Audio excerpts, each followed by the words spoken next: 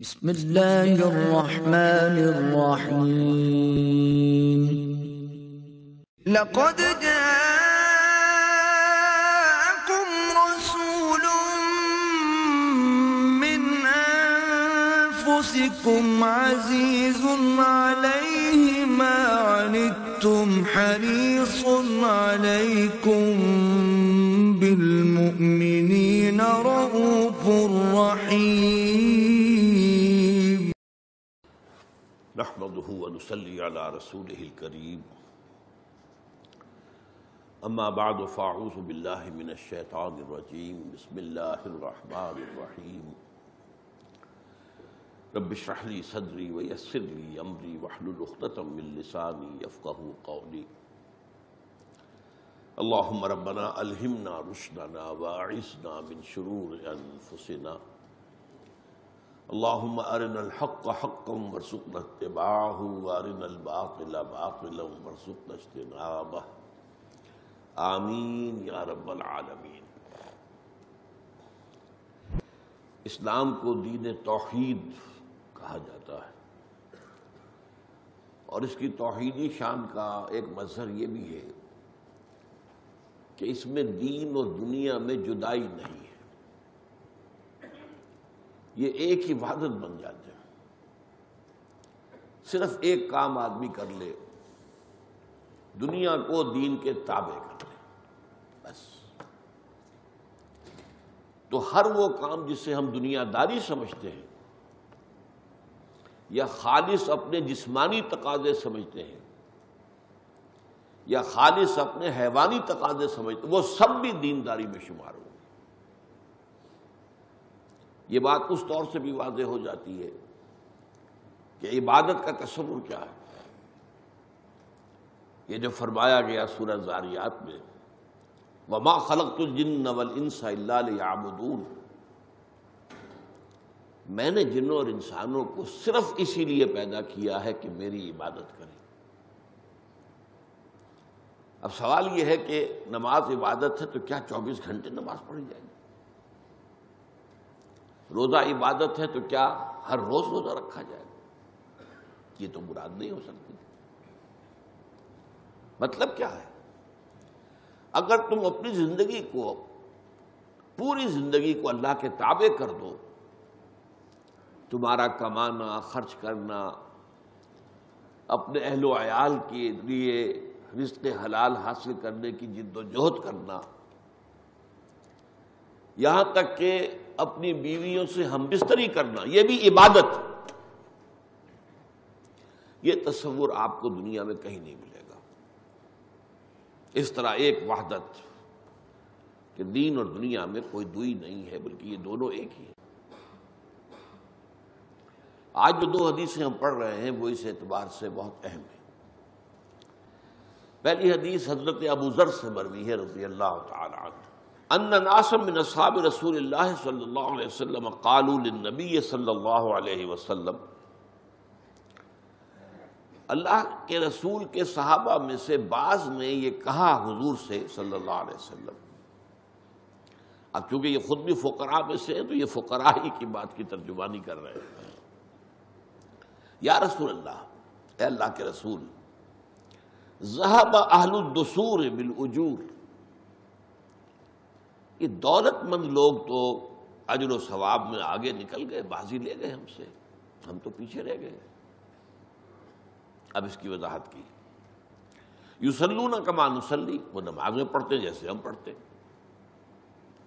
ویصومون کما نصوم، وہ روزے بھی رکھتے ہیں جیسے کہ ہم رکھتے ہیں، ویتصدقون بفضول اموالہم، اور وہ صدقہ بھی کرتے ہیں اپنے زائد مال میں سے۔ اب اس میں سوال کیا مضمون ہے؟ ہمارے پاس مال ہے نہیں، ہم صدقہ نہیں کر سکتے، تو ہم تو پیچھے رہ گئے۔ اچھا، یہاں بھی یہ دیکھیے کہ یہ نہیں کہا کہ کیوں اللہ نے یہ تقسیم رکھی ہے۔ ایک تقسیم اللہ نے فطری طور پر رکھی ہے، جس کو کئی انکاری آج جو جس قدر واضح بات ہے، کوئی شخص پیدائشی طور پر زیادہ ذہین ہے، کوئی کن ذہن ہے، یہ تو اللہ کی تخلیق ہے۔ آپ کو کچھ اور قسم کے جینز ملے ہیں، والدین کی طرف سے مجھے کچھ اور قسم کے ملے ہیں، یہ اللہ کی تقدیر ہے، اس پر ہم مفصل گفتگو کر چکے ہیں چوتھی حدیث کے ذیل میں، ایمان بالقدر۔ تو ایک تو فرق ہے جو دنیا میں اب ایک شخص میں محنت کا مادہ زیادہ ہے، وہ زیادہ کما رہا ہے، ایک میں کم ہے، وہ کم کما رہا ہے، لیکن اس پہ شکایت کی ضرورت نہیں۔ ہاں یہ ضرور ہے کہ اگر غریبی اور امیری کے فرق میں ہمارے نظام کی کوئی خرابی ہے اسے درست کرنا چاہیے، نظام میں مواقع سب کے لیے برابر ہونے چاہیے۔ اب یہ کام جو ہے بدقسمتی سے ماننا پڑتا ہے کہ ہمارے ہاں اسلامی ممالک نام نہاد میں کہیں وہ نظام موجود نہیں، کہیں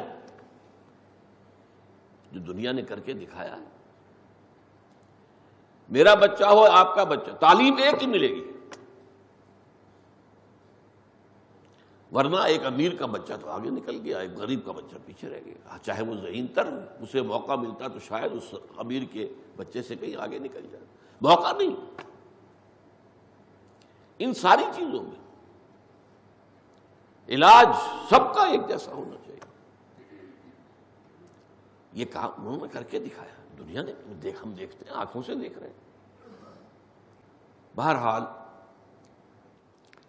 تو انہوں نے یہ نہیں کہا کہ یہ اللہ کی کیا ناانصافی ہے کہ ہمارے پاس دولت نہیں ہے اور ان دولت مندوں کے پاس دولت ہے، ہم نمازیں پڑھتے ہیں یہ بھی پڑھتے ہیں، ہم روزے رکھتے ہیں یہ بھی رکھتے ہیں، لیکن یہ صدقہ کرتے ہیں جو ان کے پاس زائد مال ہے، فضول کا مطلب وہ نہیں جو اردو میں ہم فضول کو کہتے ہیں بیکار شے، نہیں، زائد ضرورت، فضل کے میں نے کئی مرتبہ معنی بیان کیے، فضل کسے کہتے ہیں؟ بلا استحقاق جو چیز ملی ہو۔ ایک مزدور آپ نے رکھا ہے، 100 روپے شام کو دہاڑی طے ہے، اب دن میں آپ نے دیکھا کہ ایک فلاں مزدور ہے وہ بڑی ہی تندہی کے ساتھ کام کر رہا ہے، اسے آپ نے شام کو 100 کے بجائے 110 دے دیے، تو یہ 10 جو ہے فضل ہے، وہ استحقاق اس کا نہیں ہے، وہ مانگ نہیں سکتا، ڈیمانڈ نہیں کر سکتا، یہ فضل ہے۔ تو جو بھی اللہ نے ضرورت سے زائد ان کو دے رکھا ہے وہ صدقہ کرتے ہیں۔ اب جواب سنیے، قال حضور نے فرمایا اولیس قد جعل اللہ لکم ما تصدقون، کیا اللہ تعالیٰ نے آپ کے لیے ایسی چیزیں نہیں مقرر کر دی ہیں کہ جن سے آپ صدقہ دیں؟ یعنی تمہارے لیے بھی راستہ اللہ نے کھول رکھا ہے، وہ صدقہ کیا ہے؟ ان بکل تسبیحۃ صدقۃ، ایک مرتبہ بھی تسبیح کرو گے، سبحان اللہ کہو گے، جتنی مرتبہ کہو گے اتنا ہی صدقہ ہے۔ وکل تکبیرۃ صدقۃ، جتنی مرتبہ اللہ اکبر کہو گے تمہیں صدقہ ملتا جا رہا ہے، یہ صدقہ شمار ہو رہا ہے۔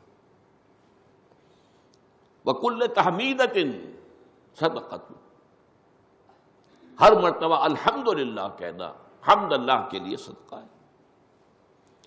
وکل تحلیلۃ صدقۃ، اور ہر مرتبہ لا الہ الا اللہ کہنا صدقہ ہے۔ وامر بالمعروف صدقۃ،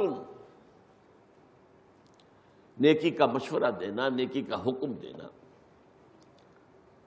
ایک آپ کی حیثیت ہے، اس کے مطابق وہ مشورہ بھی ہو سکتا ہے، وہ حکم بھی ہو سکتا ہے۔ جہاں اختیار ہے وہاں حکم دینا ہوگا۔ آپ اپنے گھر کے اندر طاقت کے ساتھ بھی نیکی کا نفاذ کر سکتے ہیں۔ ایک بچہ ہے وہ نماز نہیں پڑھ رہا، اسے آپ مار سکتے ہیں، سزا دے سکتے ہیں، وہ مغربی تصور نہیں ہے ہمارے یہاں، بچے کو ہاتھ نہ لگاؤ، بچوں کو روک ٹوک نہ کرو۔ ہم تو سمجھتے ہیں کہ بچے میں اگر شرم ہے، حیا ہے، جھجک ہے، اس پر پوری حدیث ہم پڑھ چکے ہیں، وہ تو اس کی شخصیت کے صحت مند طور پر ارتقا پانے کا ذریعہ بنے گا۔ تو اس میں فرمایا گیا کہ نیکی کا اگر آپ کہیں آپ کا اختیار ہے تو حکمن، اختیار نہیں ہے تو مشورتن، نصیحتن، نیکی کی بات بتاؤ۔ وَنَهْيٌ عَن مُنْكَرٍ صَدَقَةً، اور کسی برائی سے روکنا زبان سے یا ہاتھ سے. من رعا منکم منکرا فلیغیرہ بیدہ فإن لم یستطع فبلسانہ فإن لم یستطع فبقلبہ وذلک اضعف الایمان. حضرت ابو سعید خدری رضی اللہ تعالی عنہ سے مروی ہے، مسلم شریف کی روایت ہے، تم میں سے جو کوئی بھی کسی برائی کو دیکھے اس کا فرض ہے کہ طاقت سے ہاتھ سے روکے، اگر اس کی طاقت نہ رکھتا ہو زبان سے روکے. اگر حالات ایسے ہوں کہ زبان پر بھی پہرے بیٹھ گئے ہوں اور حق بات کہنے پر زبانیں کھینچی جا رہی ہوں الگ سے کم دل سے نفرت رکھے. اور یہ ایمان کا کمزور ترین درجہ ہے. اگر دل میں نفرت بھی نہیں ہے، بدی کو دیکھتے ہیں آپ کو احساس ہی نہیں ہوتا، کوئی دل میں اس سے نفرت ہی پیدا نہیں ہوتی، کوئی طبیعت میں گھٹن بھی پیدا نہیں. یہ کیا ہو رہا ہے، میں کچھ کر نہیں سکتا لیکن کیا ہے. اگر یہ بھی نہیں ہوتا پھر ایمان نہیں ہے. ذالک اضعف الایمان، یہ ایمان کا کمزور ترین درجہ ہے. وفی بضع احدکم صدقۃ، تم میں سے کسی کا اپنی بیوی سے ہم بستری کرنا بھی صدقہ ہے.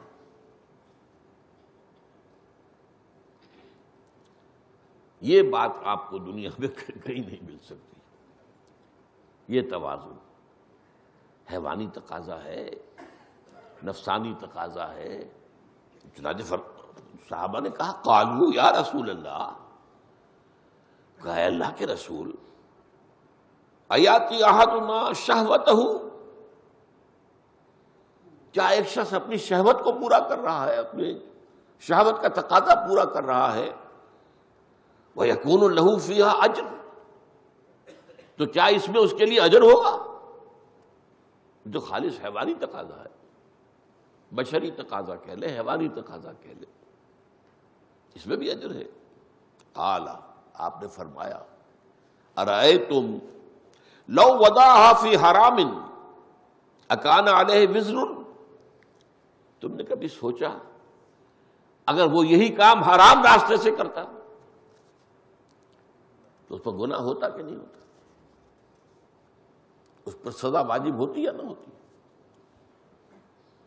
فَكَذَلِكَ إِذَا وَضَعَهَا فِي الْحَلَالِ كَانَ لَهُ أَجْرٌ، تو اسی طرح جب وہ یہ کام حلال طریقے سے کر رہا ہے، جائز طریقے سے کر رہا ہے، وہی جو میں نے شروع میں عرض کیا، دنیا کو دین کے تابع کر دو، بس ایک فیصلہ.